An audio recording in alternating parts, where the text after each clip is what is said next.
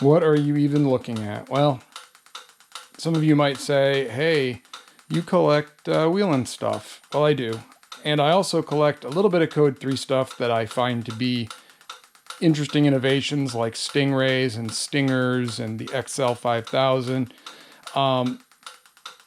But what this is a Code 3 intensity bar, and it's essentially Code 3's answer to the Whelen Edge. And it's not a good answer, and it never worked right, and it has the capacitors on the strobe bulbs.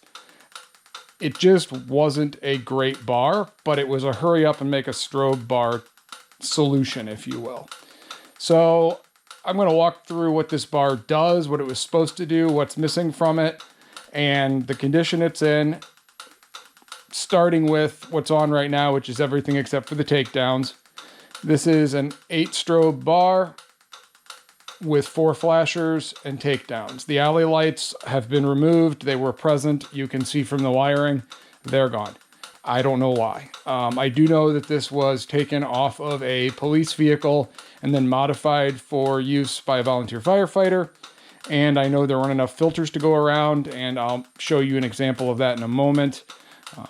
Why it is filtered the way it is. I will give them some credit that at least they filtered it so that there was no white flashing to the rear. But we can go through that. Then they also filtered it so that there is a front strobe cutoff. So I will walk through this bar with you guys in a moment. And I don't know if you can tell or not, it's doing kind of like a quad flash thing. None of the strobes are burnt or lagging, but they're going to get there soon. They're all very faded. Your inboard strobes are helix style, your outboards are linear. When these bars first came out, the outboards were actually curved. Later on, they turned them into this very Whelen reminiscent sort of style.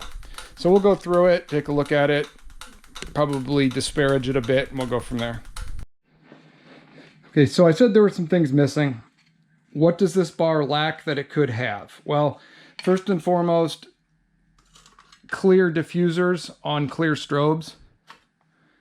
There was only one, and it was mounted like that. So it's kind of silly. I don't think it's needed. I pulled it off. The other thing that came with it but wasn't installed was the front red circular or semicircular filters for the strobes, which would have done something like that. There was only one of them, and a lot of the tabs are broken off, which is why I'm sure they were pulled. Whoever pulled this and put it together did a fairly decent job of making a workable volunteer fire light bar. We'll go in close and you can kind of look at some of the components that are, well, they're there, I guess.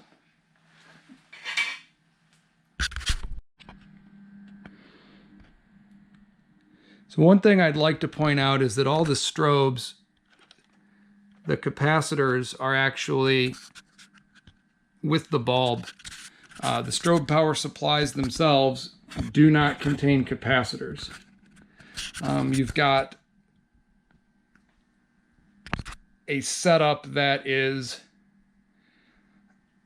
not really the standard for the industry, which is why Code 3 strobes and Code 3 power supplies are not interchangeable for the most part. There were some caveats to that for some of their remote stuff, but by and large, not usable.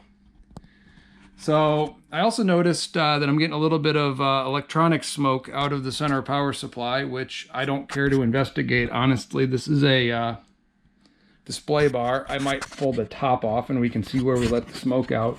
It is working. You do have the alternating flasher there.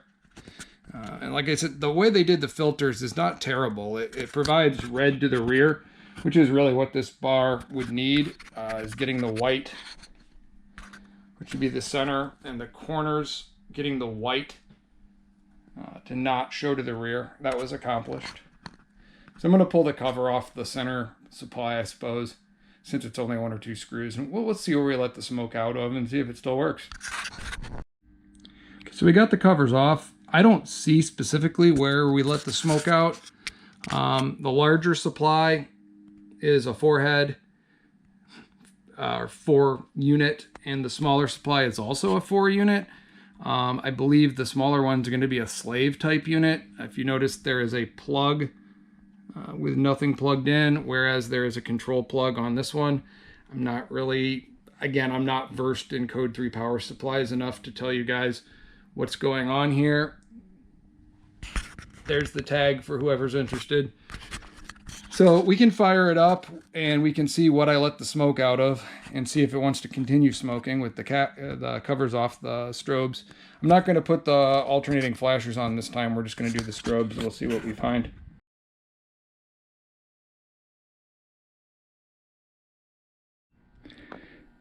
So the bar's undergone some changes, some revisions. These strobes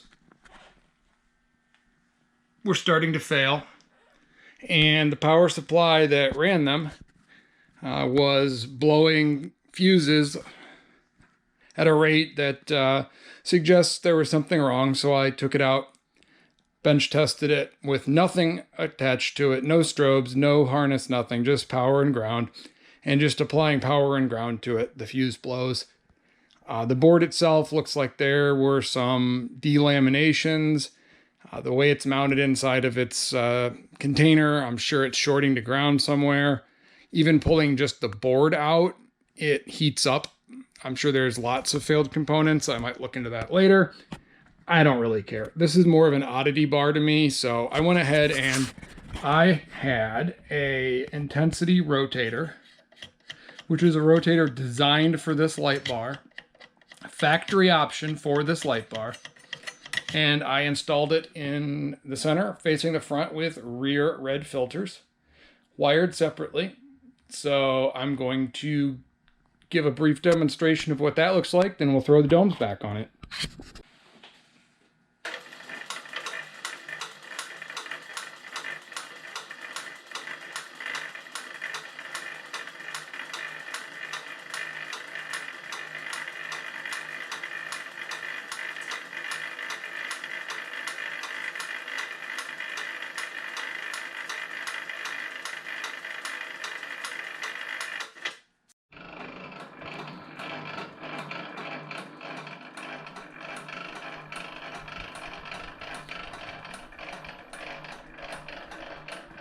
Code 3 intensity, 4 corner strobes, 4 flashers, 2 front, 2 rear, takedowns, and a center rotator, rotating with a clear flash to the front and red to the rear. A factory setup, but not a factory delivery. The strobes that were removed are by default just an interesting study in what not to do. You can see they've got the capacitors right on the strobe. You've got regular amp connectors, or not amp, regular spade connectors. Just not a real great design in my opinion. They also kind of were prone to blackening or darkening very quickly. And when they failed, sometimes you would get a failure in the power supply. I don't know if that was related, but in this particular case, the bulbs and the power supply started to fail. So a little bit more in depth on the rotator. This is the rotator that is in the center there, and yes, it is designed for an intensity bar. You could factory order these, and you could also factory order intersection sweeps. So it's raised up like that so that it rotates over the center ridge. There's a center metal ridge in them. You may have noted when the domes were off.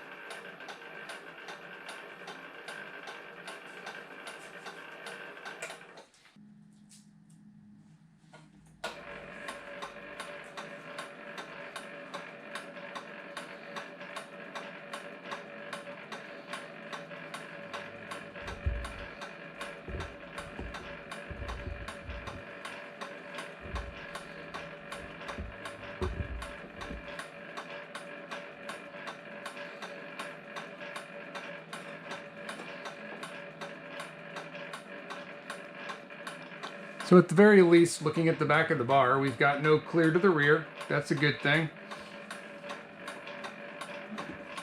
The rotator is an interesting addition, going through the fluted filters, although it should be noted, when this was a factory option, it still used those fluted filters. And as we saw on the front of the bar, we lost the front clear strobes, but the front was pretty clear / white already.